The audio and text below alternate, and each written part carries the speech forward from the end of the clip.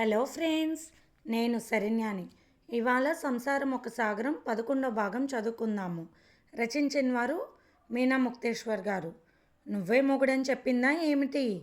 నిన్న మాపటేలా ఎవడు వాడు నీ కొంపలో నుండి బయటకు వస్తున్నాడు? పని పాట లేదా రేయింబవలు నీకు? మొగుడిని ఇంటి ముందు పండబెట్టివి వచ్చే పోయే వాళ్ళని లెక్క చేసుకుంటూ ఉన్నాడు పిచ్చి నా కొడుకు. ఎవడు చెప్పే మాట వాడికి చెప్తావులే నువ్వు, తప్ప ఎవడు లేడని. ఈ మధ్యనే చదువు తెలిసిన కళాసు బుల్లోడిని పట్టినావంటగా అంటూ ముసలి వాళ్ళిద్దరూ ఒకేసారి రాకుండా మాట మీద మాట అనేస్తూ ఉన్నారు సుబ్బలక్ష్మిని. ఎంతోమంది ముసలోళ్ళు చూస్తున్నారు. నీ ముసలి జంట పోవడం లేదు. ఊరికి శనిలా దాపరించారు.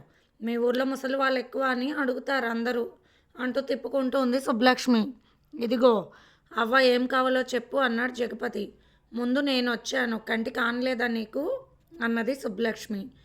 ఎట్లాంటి వాడికైనా తను వెళ్ళే ఆడదానికి ఇంకొకటితో సంబంధం ఉందని తెలిస్తే ఒళ్ళు మండుతుంది మగవాడికి.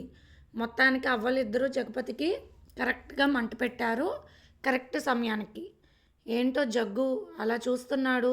ఈ సన్నాసి ఇప్పుడే రావాలా అని గొనుక్కుంటూ అక్కడున్న దోసకాయలు టొమాటోలు తీసుకుని వెళ్తుంది సుబ్బలక్ష్మి.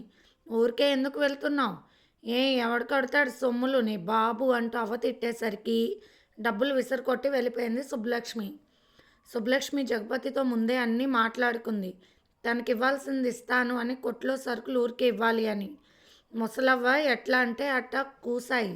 అసలే జగపతి కోపం వస్తే పోదు, ఏమంటాడో, ఇక నా ముఖం చూడాడేమో అని తిట్టుకుంటూ వెళ్ళిపోయింది సుబ్బలక్ష్మి. ఎంతైనా వాడితోటే కావాల్సిన సుఖం, ఎటైనా మంచి చూసుకోవాలి భావనని అనుకుంటూ వెళ్ళిపోయింది. కొట్లో వ్యాపారం బాగా జరిగింది ఆ రోజు జగపతికి. జిలేబీ, పళ్ళు, గోల్డ్ స్పాట్ డ్రింక్ అన్నీ తీసుకుని వెళ్ళాడు ఇంటికి. మధ్యాహ్న పట్టేలా అన్నం కూడా కొట్టు దగ్గరికి తెచ్చిస్తుంది వేర్లంకమ్మ. ఆ సమయంలోనే వ్యాపారం బాగా జరుగుతుంది. జనం వస్తే జగపతికి ఇల్లు కూడా గుర్తుకు రాదు.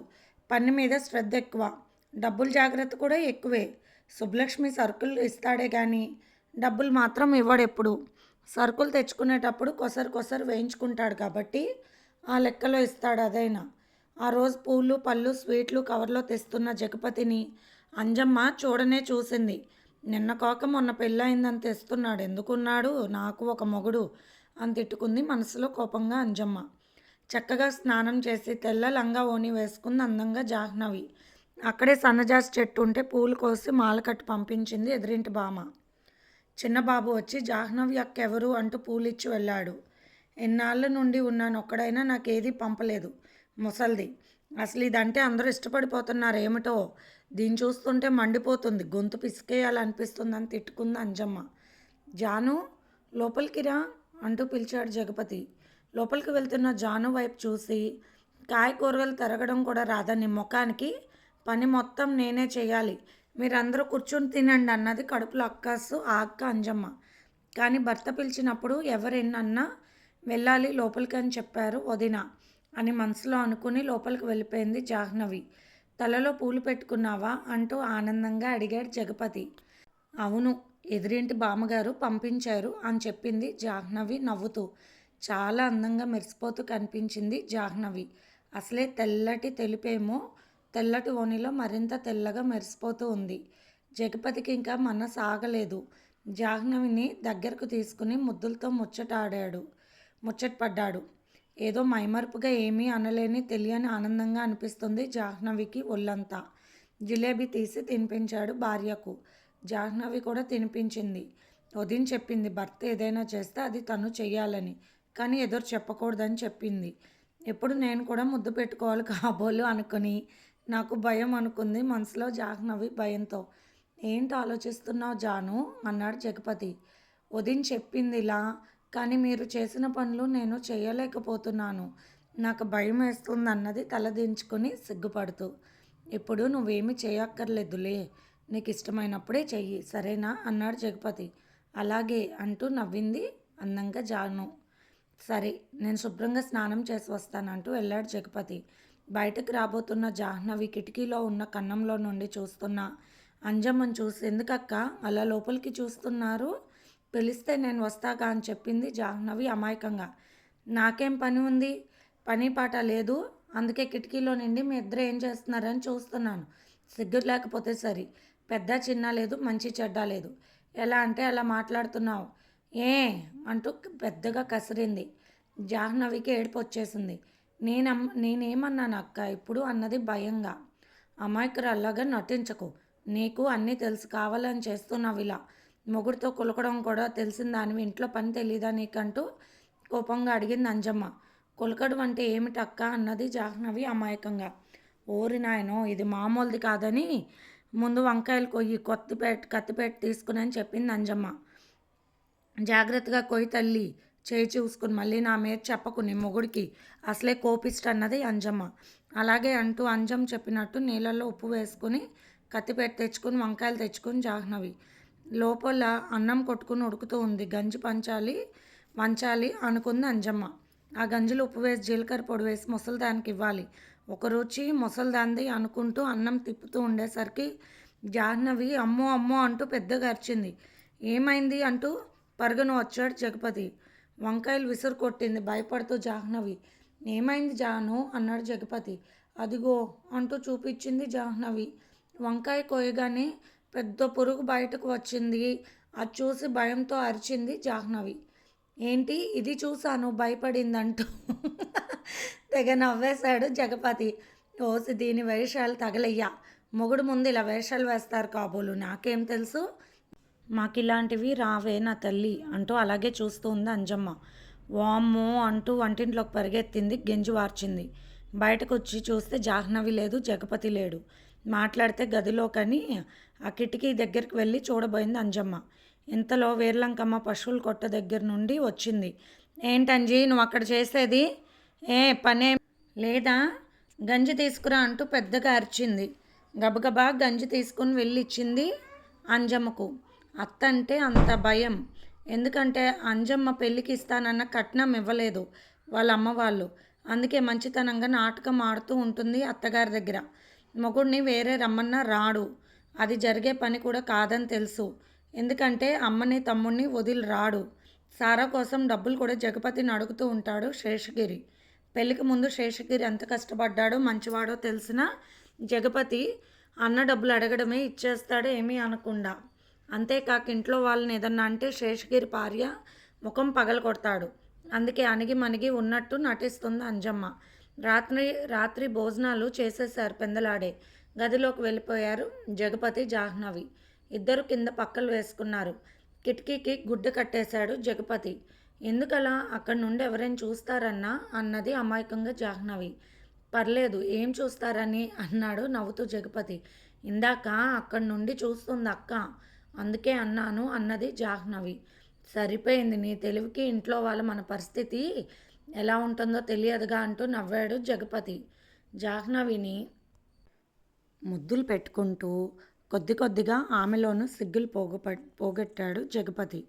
కొట్టు దగ్గరకు వచ్చిన తాత ఒకసారి చెప్పాడు, కొద్దిగా కష్టమైనా నీ పని నువ్వు నెరవేర్చాలిరా అంటూ నవ్వాడు. ఒక్కొక్కటిగా దుస్తులు వంటి నుండి వేరవుతుంటే సిగ్గుతో ముడుచుకుపోయింది జాహ్నవి. ఆమె అందాలను అతి సున్నితంగా స్పర్శిస్తూ ముద్దులతో మురిపింపచేసి అందంగా ఆమెలో ఒదిగిపోతున్నాడు జగపతి. సంతోషం, బాధ కలగలిపిన భావాలు జాహ్నవి ముఖంలో కనిపించాయి. ఆమెలోని భావాలను అడిగి తెలుసుకుంటూ ఆమెలో కలిసిపోవడానికి సున్నితమైన భావాలలో ఇరువురు ఏకమయ్యారు. భార్య కోసం తీసుకొచ్చిన పళ్ళరసం ఆమెతో తాగించాడు.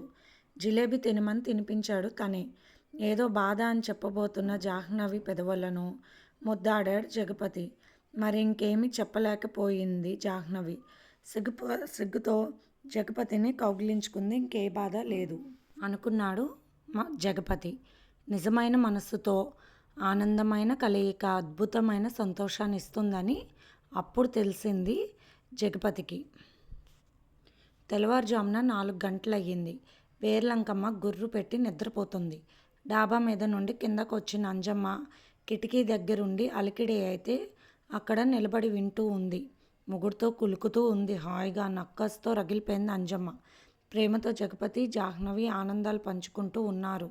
జాహ్నవి పెద్దగా ఏదో చెప్పబోతుంటే చిన్నగా మాట్లాడు నా చెవిలో అలా మాట్లాడకూడదు. ఇలాంటి మాటలు పెద్దగా ఎవరు వినకూడదు అన్నాడు జగపతి. అవునా, అయితే అలాగే చెప్తాను అన్నది చాలా చిన్నగా జాహ్నవి. చెప్పు, ఏంటి చెప్పబోతున్నావు అంటూ గుసగుసగా అడిగాడు జగపతి. జాహ్నవిని తన ఒడిలో పడుకోబెట్టుకొని ప్రేమతో ఆమె తల నిమురుతూ, వదిన చెప్పింది, మేము వాకిట్ కంట ఉంటే ఉంటుంది కదా నొప్పి, అయిన తర్వాత హాయిగా తేలిగ్గా ఉంటుంది కదా, ఇది అలాగే అని చెవిలో ఇంకా కొన్ని మాటలు చెప్పింది జాహ్నవి. నీకన్నీ అర్థమవుతున్నాయి భలే అంటూ జాహ్నవి చెవి సున్నితంగా కొరికాడు జగపతి. ఇంతకీ నీకెలా ఉంది ఇప్పుడు అన్నాడు జగపతి. మొదట మొదట అంటూ చెప్పడానికి సందేహిస్తూ ఆగిపోతుంది జాహ్నవి. చెవిలో చెప్పింది జగపతికి. అవును, అలాగే ఉంటుంది. అందుకే నీకే బాధ కలగకూడదని జాగ్రత్తగా ఉన్నానన్నాడు జగపతి. మరి ఆ తర్వాత ఇప్పుడు అన్నాడు జగపతి నవ్వుతూ. సిగ్గుపడిపోయింది జాహ్నవి. చెప్పాలి అని అడిగాడు జగపతి. అవును, మీరు అలా అడిగితే నేను చెప్పాలని చెప్పింది వదిన. చాలా బాగుంది అంటూ నవ్వేసింది జాహ్నవి. నోరు మూసేశాడు జగపతి. అలా పెద్దగా నవ్వకూడదు సరేనా అన్నాడు జగపతి నవ్వుతూ. నాకు బాగా ఆకలి వేస్తుంది అన్నది జాహ్నవి. నాకు ఆకలి వేస్తుందంటూ అక్కడ పెట్టిన పళ్ళు కోసిచ్చాడు. తను కూడా తిన్నాడు. ఈ సమయంలో ఎప్పుడూ ఆకలి వేయదు, ఇప్పుడు ఇలా వేస్తుంది ఎందుకు అన్నది జాహ్నవి అమాయకంగా. సరిగ్గా నిద్రపోలేదు, కష్టపడుతున్నాం అందుకే అంటూ నవ్వేశాడు జగపతి. ఆ తర్వాత వారిరువురు కొన్ని ప్రేమ ముచ్చట్లు ఆడుకుని నిద్రలోకి జారిపోయారు. ఉదయాన్నే లేచి వాకిలి ఊడ్చి కల్లాపు కొట్టి ముగ్గు వేసింది వేర్లంకమ్మ. చిన్న కోడలు వచ్చింది కదా అత్తమ్మ, దాంతో ఏ పని చేయించువా అన్నది అంజమ్మ. ఏమో, మీ ఆడబొడుచు వరలక్ష్మికి మన ఇంటి దేవత మావులమ్మలా కనిపించిందంట మరదల కలలో. మావులమ్మని కష్టపెట్టకూడదు కదా, తనకిష్టమైన పని చేస్తుందిలే అన్నది వేర్లంకమ్మ. అమ్మో, ఆ సన్నాసి మొహం ఇంత పని చేసిపోయిందా? మావులమ్మ తల్లి కనిపించిందా దాని ముఖంలో? నా ముఖంలో ఎవరికి ఏమీ కనిపించలేదు. తిట్టుకుంటూ పోయి శుభ్రంగా పేడతో అలికి ముగ్గులు వేసింది. పాలు తీసుకువస్తానంటూ పాల గిన్నె తీసుకుని గొడ్ల సావిడికి దగ్గరికి వెళ్ళింది వేర్లంకమ్మ. ఇది ఫ్రెండ్స్ ఇవాల్టి ఎపిసోడ్. రేపు మళ్ళీ ఇంకొక ఎపిసోడ్తో కలుద్దాము. మీకు కనుక నచ్చినట్లయితే మీ అమూల్యమైన సమీక్షలు కామెంట్స్ రూపంలో తెలియచేయండి. బాయ్.